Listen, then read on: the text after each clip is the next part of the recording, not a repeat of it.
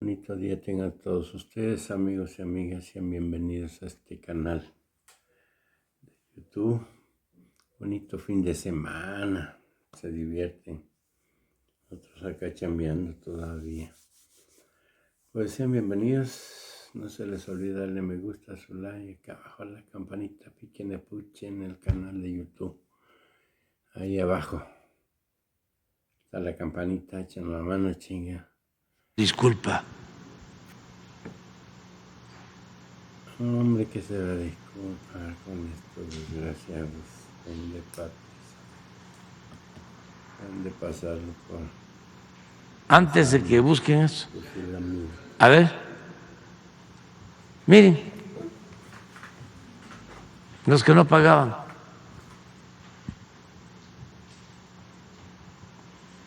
Machequen. Grupo Televisa, con donación en 2 sexenios,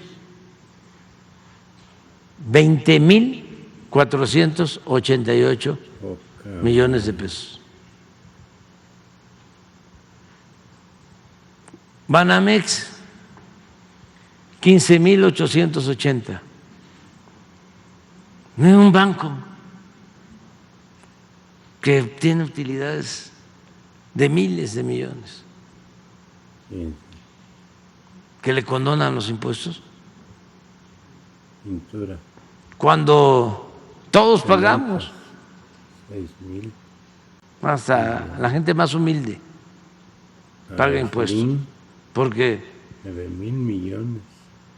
cuando se compra una mercancía se tiene que pagar IVA, ahí va un impuesto, pero acá con donación. Cemex, 12,775 millones. Grupo Carso, 10,292. Grupo Salinas, bueno, ICA, 7,827. Grupo Salinas, 7,775. Inbursa, 7,344. General Motors, Los carros. 6,230. Alfa, 4,090. Volkswagen, 4,058. Ya. ¿Para qué le sigo? Pues esto ya se corrigió, porque logramos, cuando todavía no estaban tan descarados los legisladores del bloque conservador defendiendo intereses como están ahora, todavía pudimos hacer una reforma al artículo 28 de la Constitución y se prohibió la condonación de impuestos. ¿Eso qué nos ha permitido? Pues que ha aumentado la recaudación como nunca, porque ya no hay estos privilegios. Claro, pues como los señores estaban en el paraíso fiscal, ahora están enojados, ¿no? Adelante, ya terminamos.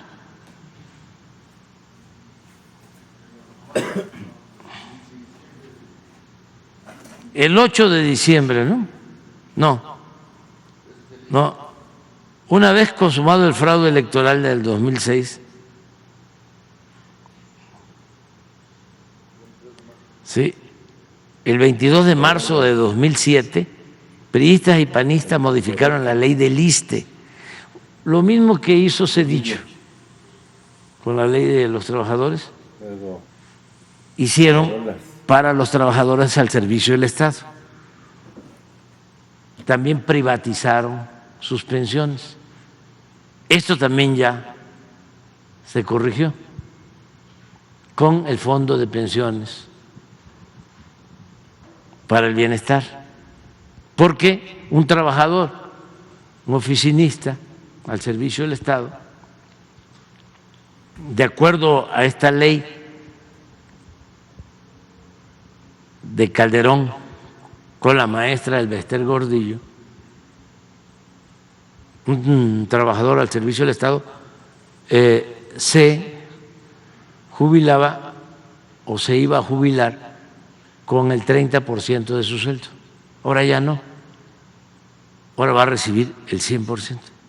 Esto aplica también para maestros y aplica para todos los trabajadores al servicio del Estado. Lo que se hizo. Adelante. El 13 de septiembre de 2007, los mismos legisladores aprobaron un paquete fiscal que incluyó la creación de impuesto empresarial a tasa única y esto por depósitos en efectivo. Esto ya se modificó. El 24 de octubre de 2008 aprobaron la Ley de Petróleos Mexicanos para dar lugar al otorgamiento de contratos incentivados,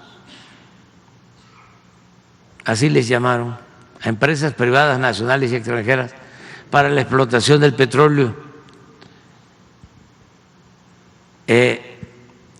Son concesiones exclusivas hasta por 25 años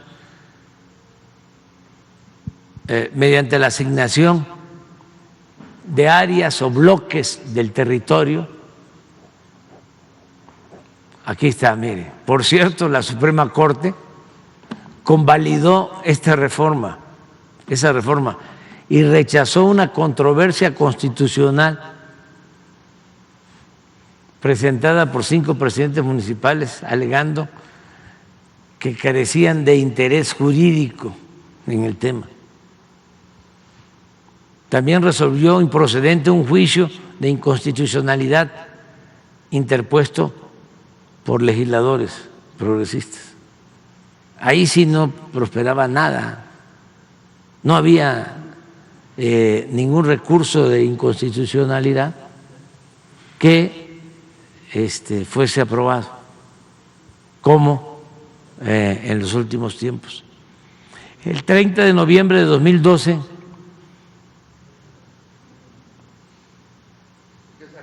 sí, siguiendo la cronología de la ignominia, recordemos que mediante un acuerdo político entre Calderón y Peña Nieto, el 20 de octubre de 2009, los diputados del PRI y del PAN aprobaron la Ley de Ingresos en la que aumentaron el IVA del 15 al 16%. Este fue otro aumento.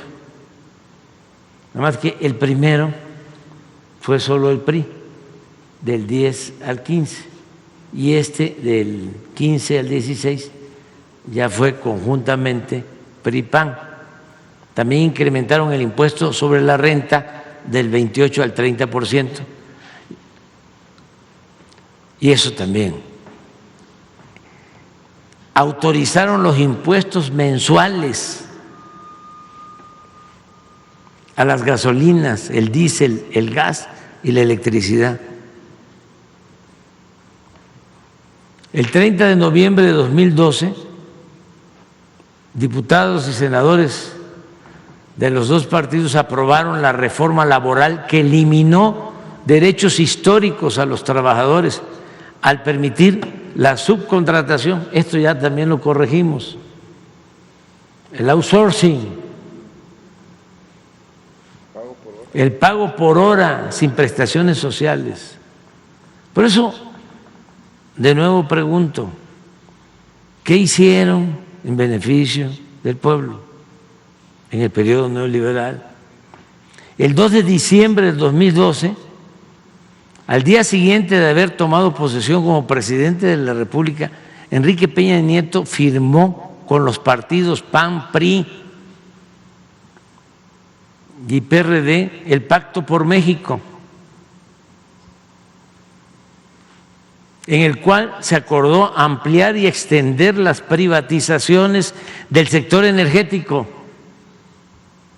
la privatización de la educación, de la seguridad social y de las comunicaciones, así como reformar leyes fiscales, laborales y hacendarias, todo en beneficio de la clase dominante y de los intereses extranjeros. Ustedes saben que esas reformas del Pacto por México las hicieron en despachos de abogados y les entregaron las reformas a los legisladores para que las aprobaran, pero ni siquiera se hicieron ni en el Ejecutivo ni en el Poder Legislativo. Intervinieron hasta gobiernos extranjeros.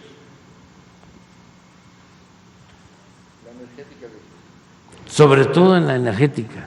La mandaron de Houston. La mandaron de allá. Sí.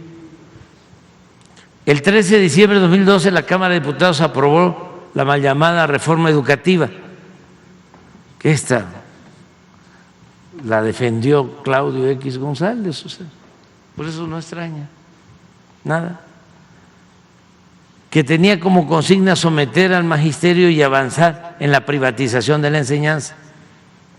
Asimismo, el 20 de diciembre la mayoría de los senadores votó a favor de dichas modificaciones constitucionales y a partir de ese momento comenzó una campaña de desprestigio, criminalización y persecución sin precedentes en la historia contra el magisterio.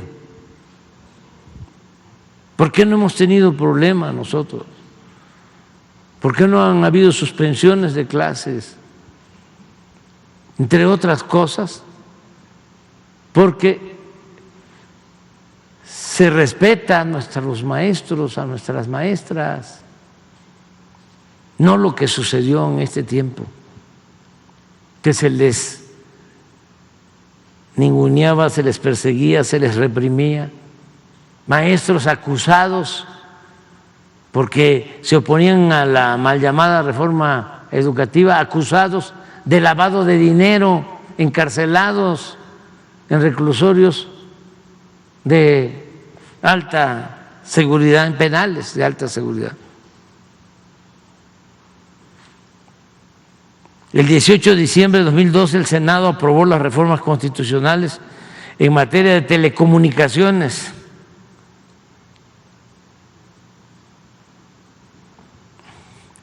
¿Se acuerdan de que decían de que se iban a acabar los monopolios en las telecomunicaciones?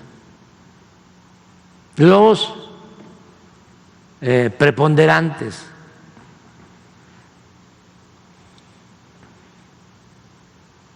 Se creó el IFETEL para regular el sector. ¿Cuáles son los resultados? Siguen los monopolios. Adelante.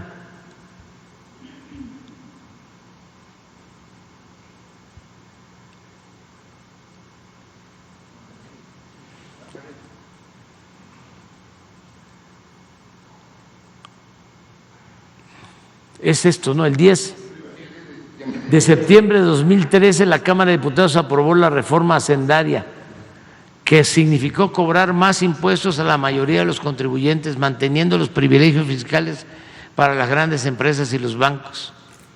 La reforma aprobada por el Legislativo y publicada en el Diario Oficial de la Federación el 11 de diciembre de 2013 fue modificada por la Presidencia mediante 2 decretos. Bueno, es lo mismo, condonar y eximir total o parcialmente el pago de contribuciones y sus accesorios para conceder subsidios o estímulos fiscales.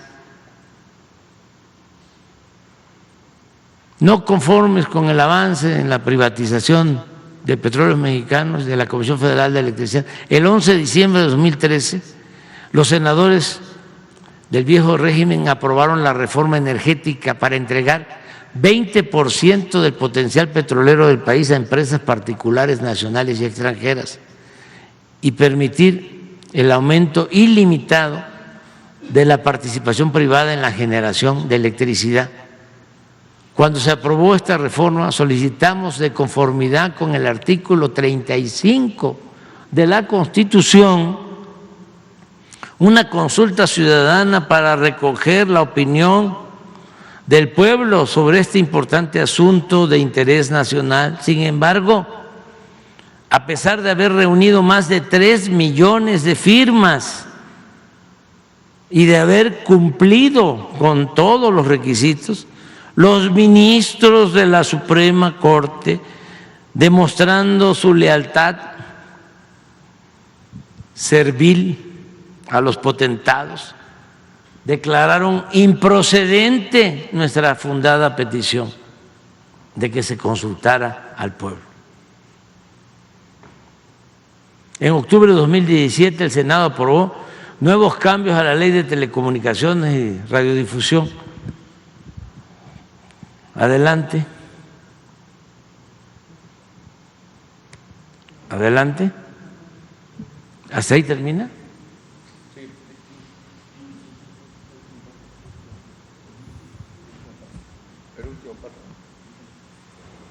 En fin, durante el periodo neoliberal las leyes se aprobaron por consigna y a modo, en el sentido que exigían los traficantes de influencias, políticos, funcionarios y legisladores para beneficio de particulares, sin importar el interés público.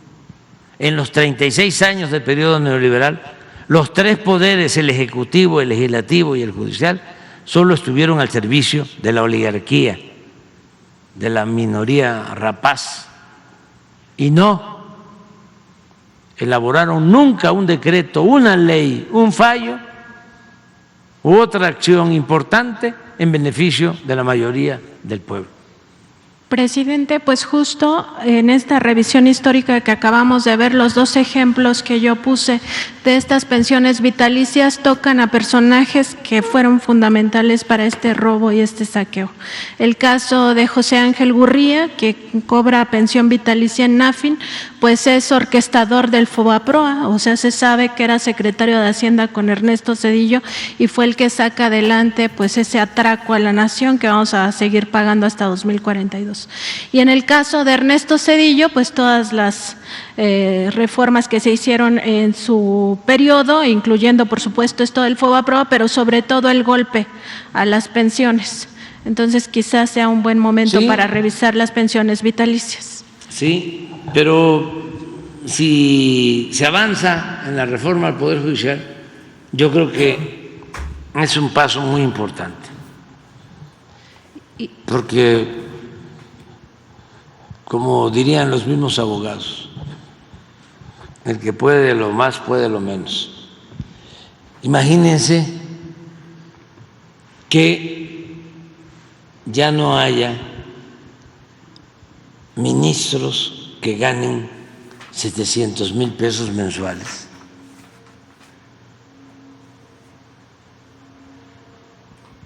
Si esa reforma se aprueba, que es devolverle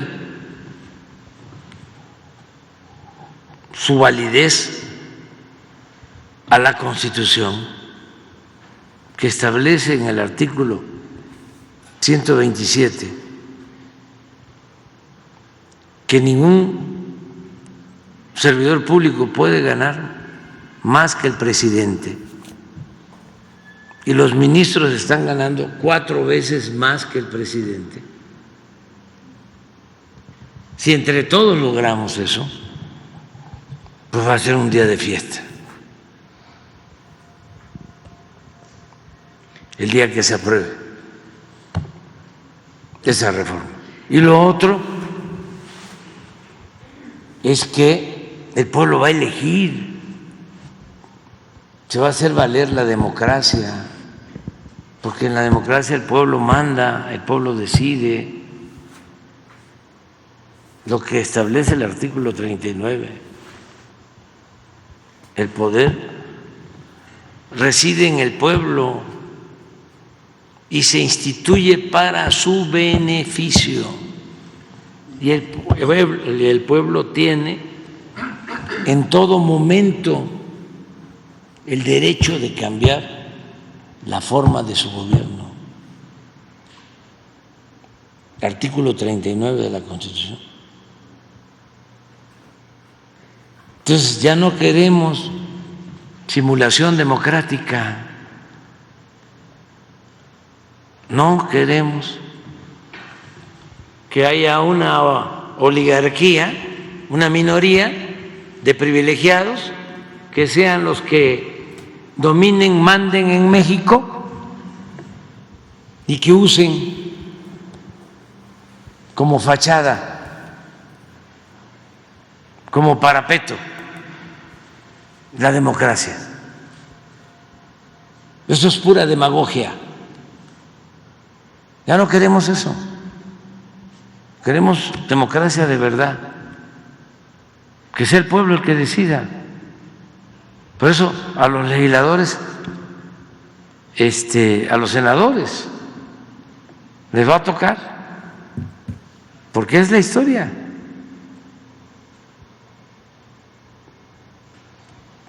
Es decidir de qué lado están. Y como decía Juan Álvarez, esta ancheta está muy angosta, no hay ni para dónde hacerse. No hay término medio entre defender los intereses de una minoría privilegiada o defender los intereses del pueblo de México. A ver, ¿dónde está la medianía ahí?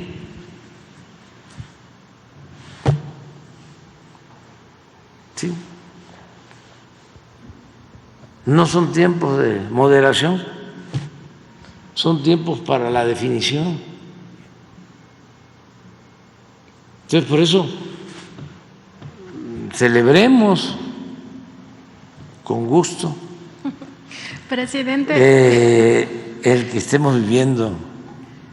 Presidente, ya muy brevemente, ayer usted mencionó que esta pausa en la relación entre la presidencia y el embajador Ken Salazar no es un asunto trascendente. Sabemos que las agencias de Estados Unidos estaban acostumbradas en los gobiernos pasados pues a hacer lo que querían en México, violando nuestra soberanía, incluso pues orquestaban operativos sin siquiera avisarle al gobierno.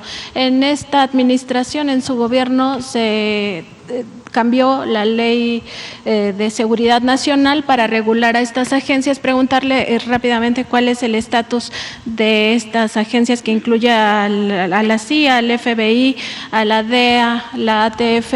¿Qué estatus tienen en este momento? Si hay también tensión o pausa con estas agencias. Muchas gracias. Se sigue manteniendo la relación con el gobierno de Estados Unidos. Solo hubo una protesta respetuosa, abierta, franca, porque decidieron, o así lo expresó su embajador, opinar sobre un asunto que solo corresponde decidir a los mexicanos. El caso de la reforma al Poder Judicial. Y eso es contrario a nuestros principios constitucionales de no intervención y de autodeterminación de los pueblos. Nosotros somos un país libre, independiente, soberano,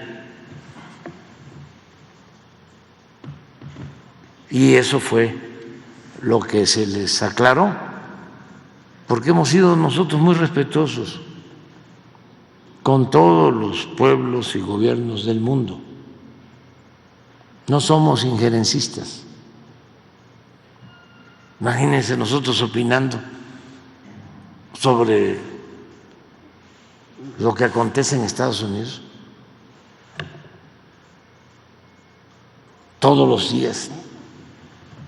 Habría información en ese sentido.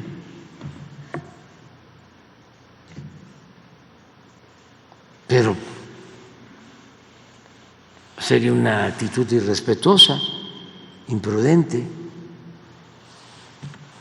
Además, hemos llevado muy buena relación, tanto con el gobierno del presidente Trump como con el gobierno del presidente Biden. Muy buena relación. Y beneficiosa para nuestros pueblos, para nuestras naciones. Lo que sucede es que hay la manía, la costumbre que viene de lejos, de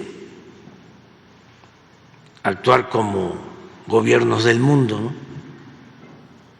Y no respetar la independencia y la soberanía de los pueblos.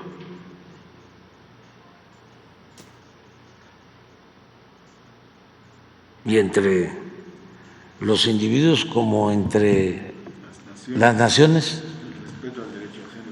el respeto al derecho ajeno es la paz.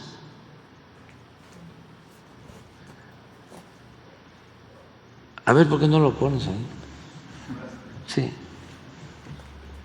Eso nos lo enseñan en la escuela, lo aprendemos de memoria, ¿sí? El otro día dije que nos aprendimos de memoria, entre otras cosas, de que con el pueblo todo y sin el pueblo nada. ¿A poco no lo sabemos? ¿De quién es la frase? Con el pueblo todo, sin el pueblo nada. De Juárez. Y esa frase yo creo que es una de las que más se saben los mexicanos.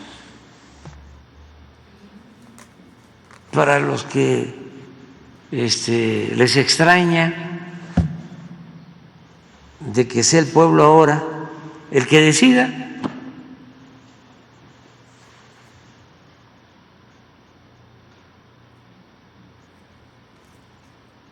Ahí está. Este es el sustento de la política exterior de México.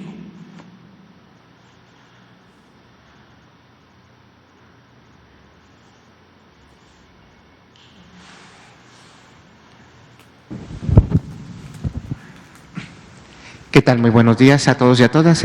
Juan Hernández de Diario Basta, Tabasco hoy, Campeche hoy y Quintana Roo hoy, que por cierto hoy cumplió su 9º aniversario del Grupo Cantón. Ya se ha tocado mucho el tema del Poder Judicial, se ha tocado mucho y nos queda claro que jueces, ministros y bueno, personas de la clase dorada de la Suprema Corte no quieren perder sus privilegios. También nos queda claro que van a hacer todo lo posible, al costo que sea, para evitar que se frene, bueno, para frenar esta reforma al Poder Judicial, e incluso están las amenazas latentes que van a evitar la toma de protesta de Claudia Sheinbaum, la presidenta electa en la Cámara de Diputados. Ya está sitiado tanto el Senado de la República como la Cámara de Diputados, con tal de precisamente evitar esta reforma al Poder Judicial. Todo eso nos queda claro, pero sigue estando vigente las personas que son las verdaderas afectadas, en este caso los justiciables, aquellos hombres y mujeres que están en espera de una sentencia, que están en espera de algún fallo, que están a la espera de su libertad, que están a la espera de justicia pronta y expedita, que a la fecha, en este momento, por este paro, se les ha negado. Aunque digan que están trabajando, no es cierto. Y por ahí nos prometió usted, señor presidente, con todo respeto, nos había prometido un cuadrito en el que lo que se ha dejado de hacer, pero también lo que no se ha hecho, con o sin paro, en ese caso de los jueces, las órdenes de aprehensión, de sentencias, fallos, todo lo que realmente sea este atraso que hay en el Poder Judicial. Me gustaría ver si tienen ustedes ahorita un estimado realmente del daño que se ha causado precisamente con este paro, con este movimiento. O sea, es curioso, ¿no? Verlos hoy muy activos, pues, también, pero realmente cuando tuvieron ellos la oportunidad de impartir justicia, siempre se les veía pasivos. No sé si nos podría apoyar con esas cifras para complementar este tema del Poder Judicial. Sí, sería muy bueno y vamos a hacer el análisis y ofrezco que antes de irnos se presente el análisis de cuántas órdenes de aprehensión, por ejemplo, no han autorizado los jueces, sobre todo cuando se trata de proteger a influyentes. Es bueno el dato, ¿no? ¿Es a eso a lo que te refieres? Y no solamente de influyentes, pero, o sea, persona en general, o sea, sí, todo. ¿Cuántos presos hay sin sentencia? ¿Desde cuándo? Todas estas estadísticas de la ineficiencia del Poder Judicial, esto que hablaba yo, de revisar a cuántos jueces, magistrados y ministros ha sancionado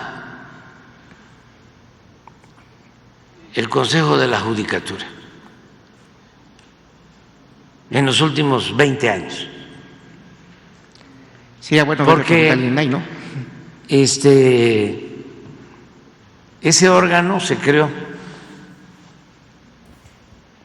para hacer valer la legalidad, el buen comportamiento, el no permitir la corrupción, el influyentismo, el nepotismo en el Poder Judicial. Ese es otro dato. ¿Cómo está el nepotismo en el Poder Judicial? Según la ministra Batres, hay entre 2 y 4 familiares de jueces y ministros trabajando ahí en la… Sí, pero a ver si podemos hacerlo bien. O sea, para que quede constancia de lo que quieren mantener los que van a votar en contra de la reforma al Poder Judicial. Nada más que no nos va a dar tiempo, porque creo que este asunto lo van a resolver como el martes, pero a lo mejor martes o miércoles. No, pero a lo mejor sí, le voy a encargar a la secretaria de Gobernación, a la consejera jurídica, a la secretaria de Seguridad. Ni modo, de por sí trabajan todos los fines de semana. Les voy a encargar que me hagan el análisis para presentarlo aquí el martes en la mañana. Y aprovechando… O sea, y que también se actualice lo de los sabadazos. O sea, toda la información para que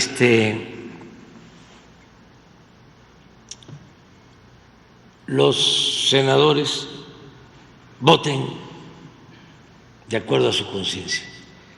Y bueno, le decía que también aprovechando esta estadística, no sé si ustedes tengan contabilizado cuántos, o sea, realmente cuántos recursos, juicios han interpuesto los propios ministros. Bueno, ya tenemos claro que es la reforma, frenaron la reforma energética, frenaron pues todas las iniciativas que se aprobaron en la Cámara de Diputados, senadores, y que bueno, pues ahí están los resultados, ¿no? ¿Cuántos juicios por ejemplo, interpusieron con el Tren Maya? ¿Cuántos juicios se interpusieron contra el AIFA? ¿Cuántos juicios se interpusieron contra, o sea, cada programa, cada acción, siempre había una reacción? Y no estamos hablando de uno o dos, estamos hablando incluso de decir, nada más solo con la reforma al Poder Judicial, pues se contabilizan más de 1,000, ¿cómo? Se me olvidó el término jurídico. ¿Juicios? No sé si sea correcto, ¿no? Pero recursos. Sí, perdón, sí, muchas gracias. O sea, realmente, ¿cuánto ha sido lo que se ha invertido desde el Poder Judicial para frenarlo? Porque incluso con Peña Nieto nunca se había visto pues esta vorágine de recursos legales, vaya, creo que ha sido el gobierno más atacado a nivel legal. Y bueno, sin temor a equivocarme, pero si también podrían regalarnos esa estadística para tener claro. Vamos a hacer el guión, ya quedamos, ¿no? A ver, ¿cómo están las decisiones que se toman los fines de semana? O sea, los sabadazos. 2, ¿cuántos años y cuántas personas no han sido sentenciadas? ¿Cuántos años llevan sin sentencia? Estos son 2 datos. 3, lo que tú estás diciendo ahora. ¿Cuántos amparos, ¿sí?, han otorgado en contra de las obras de nuestro gobierno en comparación con otros gobiernos? Eso es verdad. Sí. O sea, lo que tiene que ver con la ley eléctrica, lo que tiene que ver con la Guardia Nacional, todo lo que el aeropuerto, el Tren Maya, ¿sí?, lo de vapeadores, o sea, sí, no perdemos aquí el tiempo en estarlo recordando porque nos están escuchando. Rosa Isela y Luisa María. Lo han querido destituir y desaforar. Sí, las denuncias que presentaron, la ley minera, la ley electoral. Lo de la ley electoral, o sea, cuando se llama, pero también lo de impunidad, que es interesante eso. ¿A cuántos famosos han liberado? Sí. Hay un asunto de la cuestión de los impuestos. O sea, ¿cuántas órdenes de aprehensión han negado cuando se trata de fraude fiscal? ¿Cuántos expedientes tienen guardados?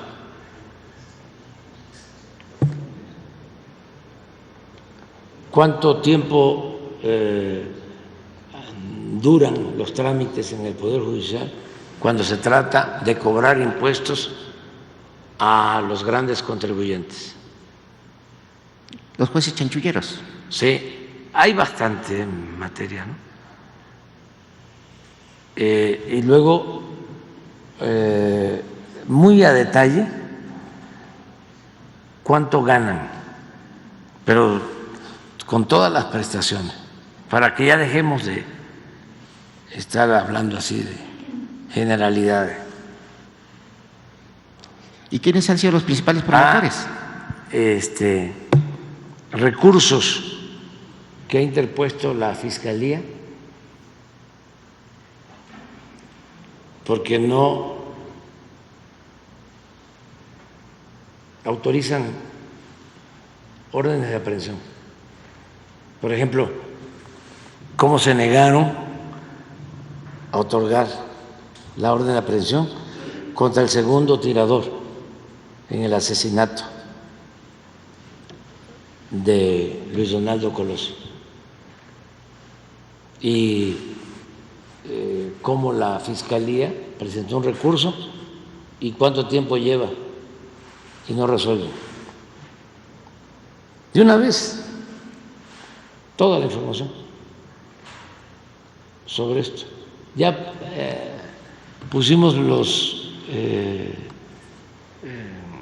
casos de sanciones y... ¿De la judicatura? Sí, de la judicatura. ¿Desde cuándo no sancionan a un juez, a un magistrado, a un ministro? Toda la información. Porque ni modo que salga esta información en Televisa o en Azteca, con Azucena, o ¿cómo se llama? El Universal. Qué bárbaro el Universal. Ya casi le llega al Reforma.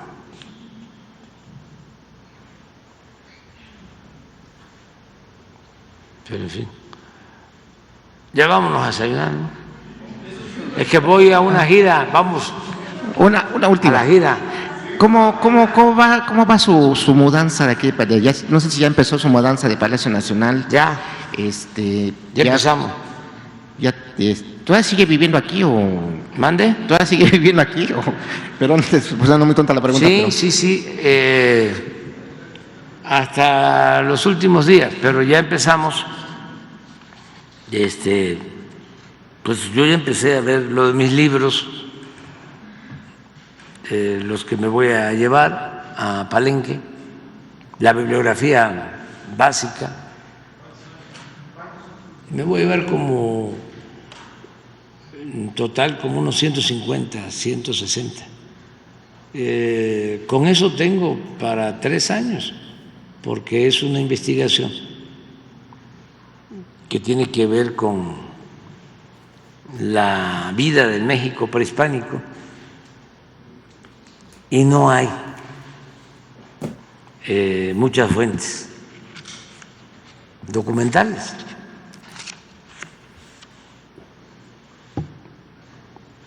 Es muy poco,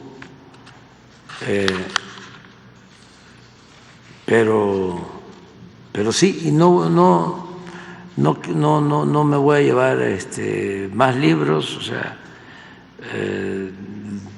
no quiero allá la biblioteca porque no me quiero distraer en otras cosas. ¿Cuántos libros ha leído en toda su vida, presidente? ¿Tienen una idea? No sé, pero sí, algunos, sí. Sí, durante mucho tiempo. Es que es extraordinaria la satisfacción que deja el ser lector. Ayuda mucho. O sea, puede ser que con las redes, con el internet, ¿no?, tenga una información pronto, ¿no?, como se necesita a veces, pero leer un libro tiene una sensación de otro tipo, ¿no? Es algo pues único, es un agasajo, un buen libro. Claro, ya tiene tiempo que yo leo a grandes escritores.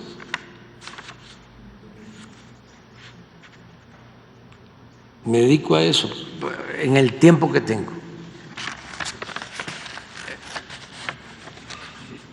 Pero, por ejemplo, Martí es un buen lector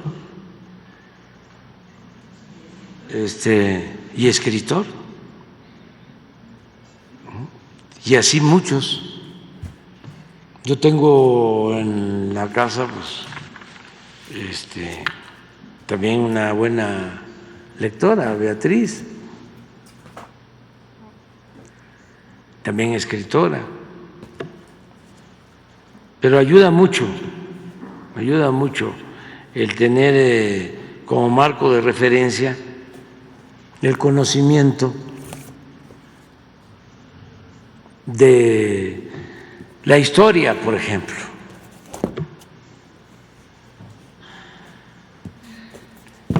Decía Cicerón que la historia era la maestra de la vida.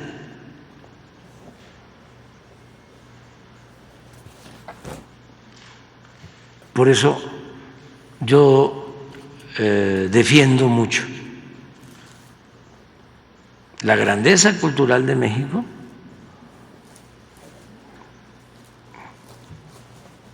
y la fecunda historia política de nuestro país.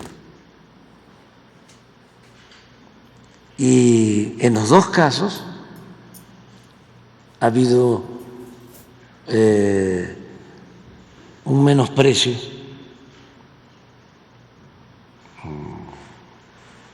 deliberado para someternos, para acomplejarnos. Imagínense, somos herederos, ¿no?, de grandes civilizaciones que florecieron antes de la llegada de los europeos y nos invaden, nos someten y niegan todo nuestro pasado y llegan en algunos casos a lograr que nos avergoncemos de nuestro pasado glorioso. Imagínense cuánto clasismo, cuánto racismo, cuánta opresión.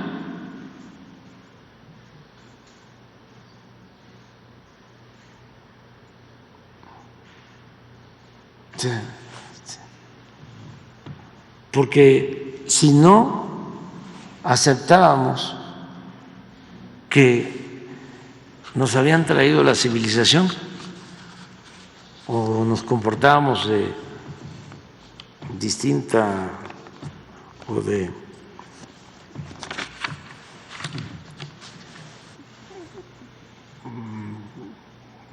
forma, nos comportábamos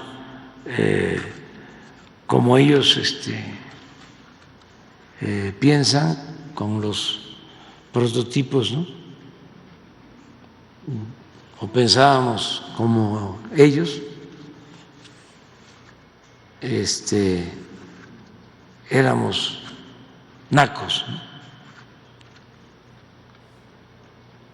totonacos. Pues sí, con mucho orgullo soy naco.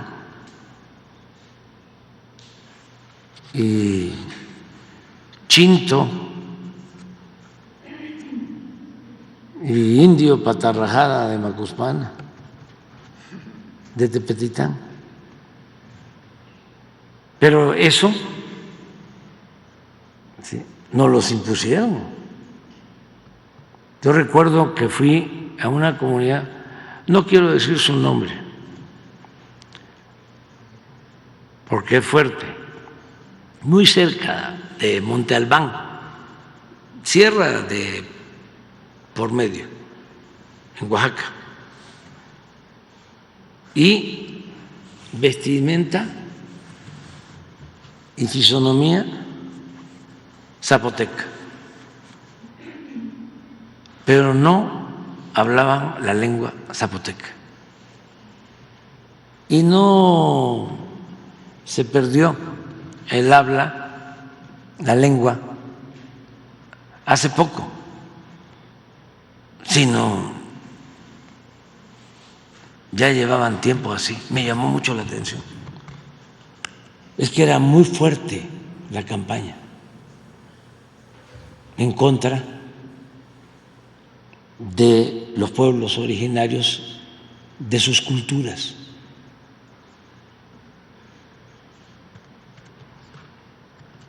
Entonces, es importantísimo revalorar, porque lo mejor que somos los mexicanos, lo mejor del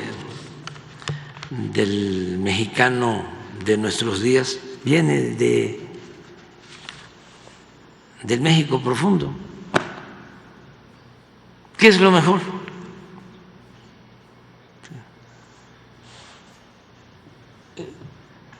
Somos solidarios, fraternos. Eso viene de siglos atrás. Somos trabajadores. ¿De dónde viene eso?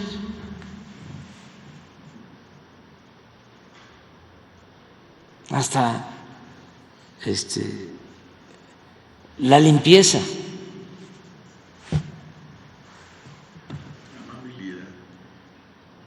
el respeto, algo que es así demostrable por completo.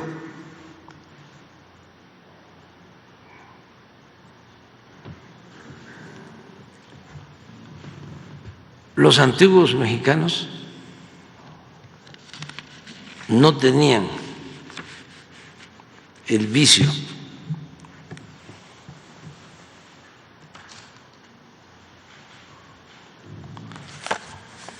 de la avaricia.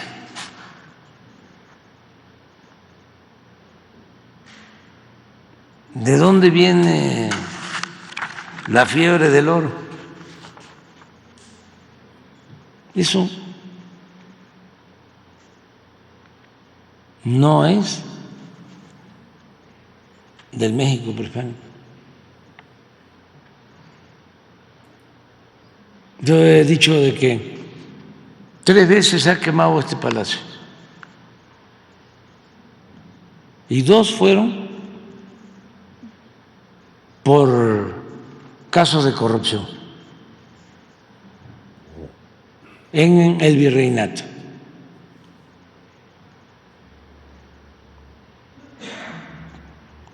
Contra los virreyes, pleitos también entre el arzobispado y el virrey.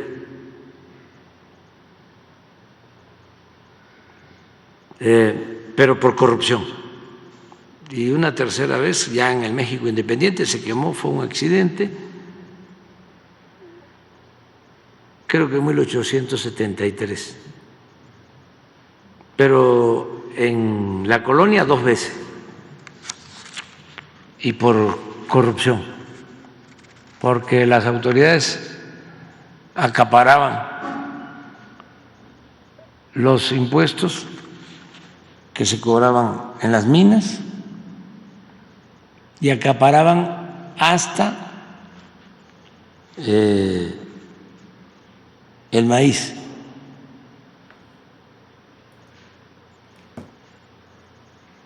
Y hubo rebeliones.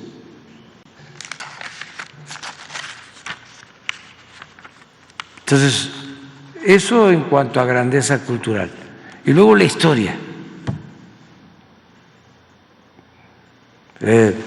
Sí hay que tomar en cuenta a los grandes pensadores, ¿no?, del mundo, las grandes transformaciones que han habido, pero no olvidar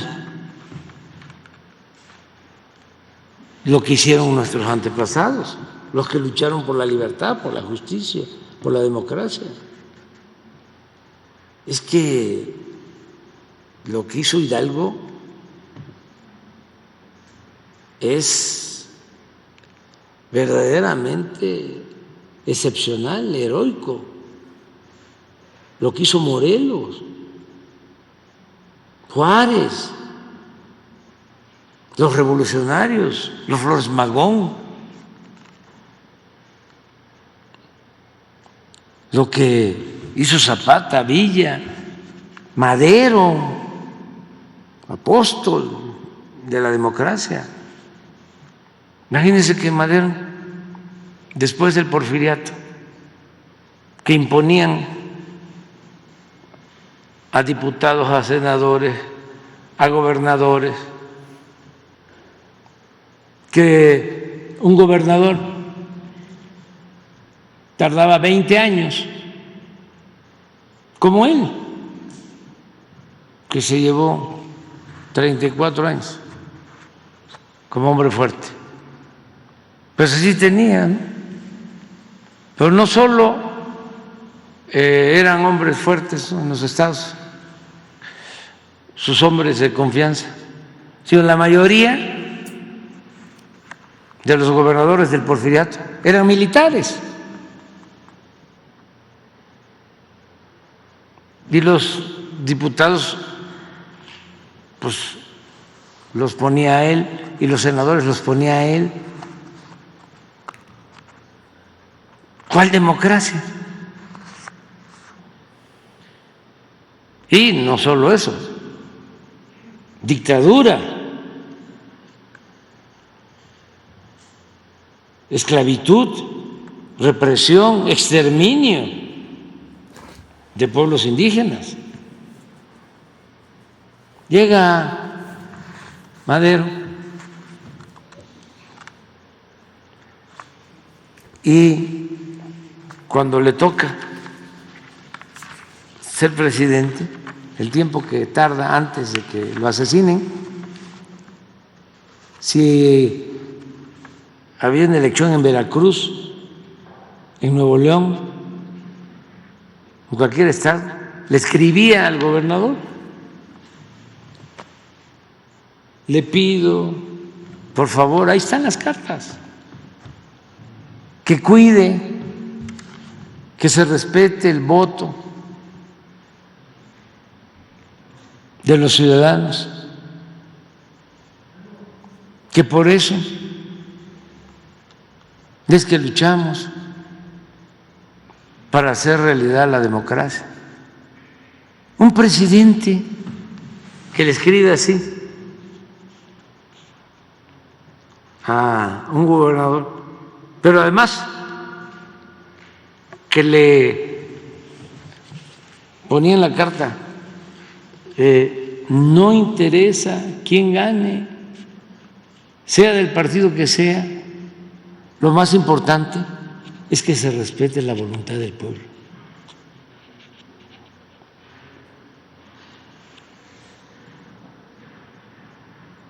Ese era Madero, ¿no? Por eso es muy doloroso que una pandilla de rufianes ambiciosos lo hayan asesinado. ¿Dónde hay en el mundo demócratas sinceros como Madero en la historia? Entonces, por eso digo, hagamos a un lado los complejos. México es una potencia cultural, una historia excepcional. ¿Dónde están los Lázaro Cárdenas en el mundo? Que le tenían un profundo amor al pueblo, sobre todo a los pobres.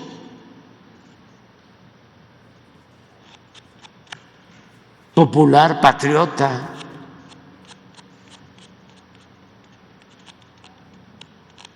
Entonces, a eso me voy a dedicar, a demostrar la grandeza cultural de México. 3 años, 4 años, y no lo voy a presentar. No, ya lo saben ustedes, y para que no quede duda, yo entrego la banda y me retiro y no vuelvo a participar en nada, y voy a procurar, y les pido a todos, a mis amigos y a mis adversarios, porque no tengo enemigos, que no intenten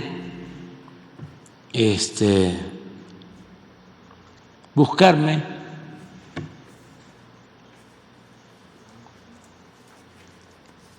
y que no vayan a querer irme a tomar fotos. No quiero ya aparecer en nada. Ya cumplí mi ciclo y me voy muy contento, ya lo he dicho, muy contento. Primero porque todavía ayer se dio a conocer el dato del Banco Mundial, que se redujo la pobreza en el tiempo que estuvimos en el gobierno, como no sucedía en décadas, y se redujo la desigualdad. Segundo, porque es un gran honor, un timbre de orgullo haber gobernado en un país con un pueblo tan bueno, noble, trabajador, fraterno, excepcional. Y lo tercero, que le dejo la banda presidencial, le voy a entregar la banda presidencial a una mujer con mucho conocimiento, experimentada, sensible, honesta, que va a ser sin duda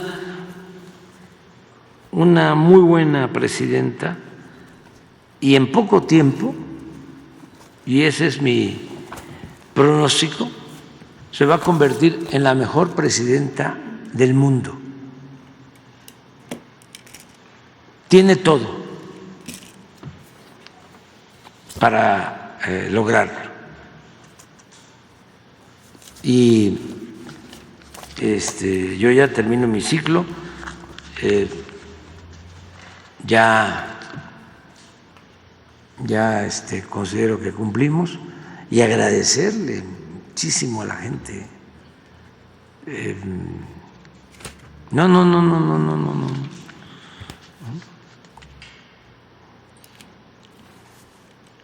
Es inmensa la bondad del pueblo de México. Es un pueblo muy bueno, muy solidario, muy fraterno. Yo lo constaté desde niño, pero cuando empecé en el servicio público, cuando fui director del INI, del Instituto Nacional Indigenista, me acuerdo de cómo, hasta lo narro en uno de mis libros, un indígena chontal se pegó en el pie un hachazo y lo tuvieron que sacar en hamaca. Así se acostumbraba, porque no había otra forma. Yo andaba también metido en las comunidades y me acerqué y alcancé a ver cómo llegaba la gente más pobre y sacaba 20 centavos, un peso, y se lo dejaban en la hamaca, todos, porque sabían que lo iba a necesitar. Y aquí se ve todavía, en el metro, en todos lados, la gente ayudando. Aquí hay mucha solidaridad. Parece que en la ciudad todo el mundo anda en lo suyo y que estamos muy ensimismados, ¿no? Puede ser que en una unidad habitacional, un edificio, un departamento, cada quien en sus asuntos. Pero se requiere de ayudar a alguien. Ahí están todos. Y lo hemos visto cuando los temblores, y lo hemos visto cuando hay una tragedia en otro estado y ponen un campamento para recibir despensas. Y ahí va la gente a entregar. Entonces, es algo excepcional. Hay países en donde no hablan, no se hablan. Además, pregunta uno algo y no contestan o se molestan. Aquí, imagínense, empieza a platicar y en cualquier casa se toca y pásele. Y muchas cosas, muchas cosas buenas en nuestro país, de nuestro pueblo. Es un tesoro que tenemos y la mayor riqueza de México es la honestidad de nuestro pueblo. Por eso se cometieron excesos, ¿no? Cuando nos trataron de meter en la cabeza de que los mexicanos somos corruptos. Pero estaba metido, pues. Bueno, llegaron a decir que era parte de la cultura del pueblo de México.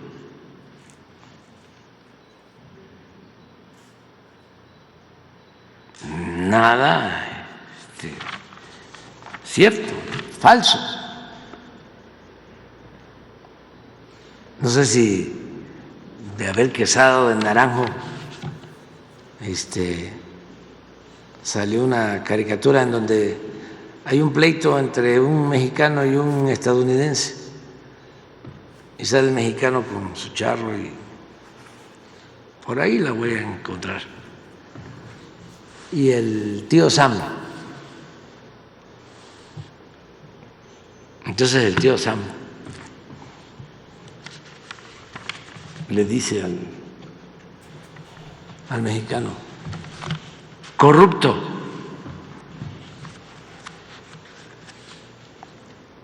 Y el mexicano le contesta: marihuano.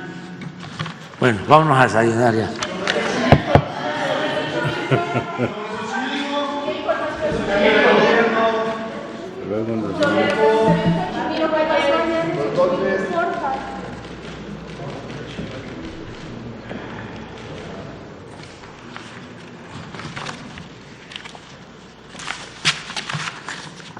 Vamos a pedirle a los compañeros, de hecho, desde anoche le pedí a los compañeros de Secretaría de Gobierno y otras áreas que hagan la reconstrucción de estos hechos, de lo que pasó en Xochimilco el día de ayer, pero sí quiero comentar que rechazamos la violencia, rechazo la violencia en lo personal como jefe de gobierno, rechazamos la violencia venga de donde venga y que los problemas sociales se tienen que resolver por la vía del diálogo.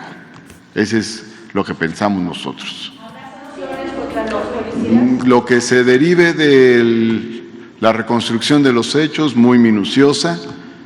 Finalmente hay materiales para ver qué fue lo que sucedió, minuto a minuto, y de ahí que se deslinden las responsabilidades correspondientes. No estamos de acuerdo en que se resuelvan los problemas con violencia. y tampoco estamos de acuerdo en que se judicialice los problemas y conflictos sociales.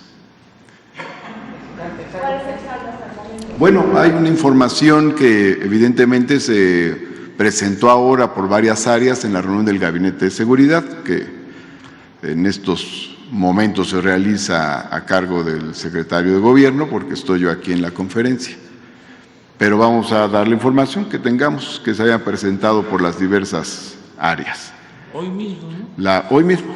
De hecho, yo anoche hablé con el secretario de Gobierno, hablé con el fiscal, hablé con la alcaldesa y le expresé mi opinión.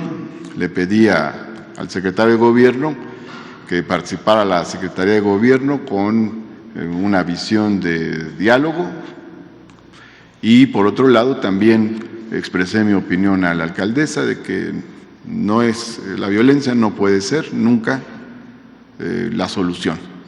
Y también le expresé mi opinión al fiscal desde anoche en el sentido de que los conflictos sociales no deben resolverse por la fuerza ni judicializarse.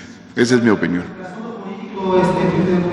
Respecto a esto, es un grupo que ha peleado por el agua, es el grupo que se encuentra Pulpo, mira, pero también está ligado a Acción Nacional. No quisiera yo en este momento dar una lectura política para no incurrir en ninguna especulación, sino que sobre la base de lo que nos informen las diferentes áreas, hoy mismo daremos una información y a partir de eso un planteamiento. Pero aquí ya estoy diciendo, no estamos de acuerdo con la violencia, no estamos de acuerdo con el uso de la fuerza y no estamos de acuerdo en que conflictos sociales se busquen resolver judicializándolos. ¿Se van a levantar las carpetas de investigación que hay en contra de la población? ¿Se van a qué? A levantar las carpetas que hay en contra de la población, de los habitantes de Xochimilco. Bueno, por eso te digo mi opinión y esa es mi orientación, es en el sentido de que no se judicialice. Ustedes saben que actualmente la Fiscalía no es un órgano que dependa jerárquicamente del gobierno, es un órgano que tiene una estructura autónoma, su propia administración, pero no obstante participan en el Gabinete de Seguridad y ahí damos nuestra opinión.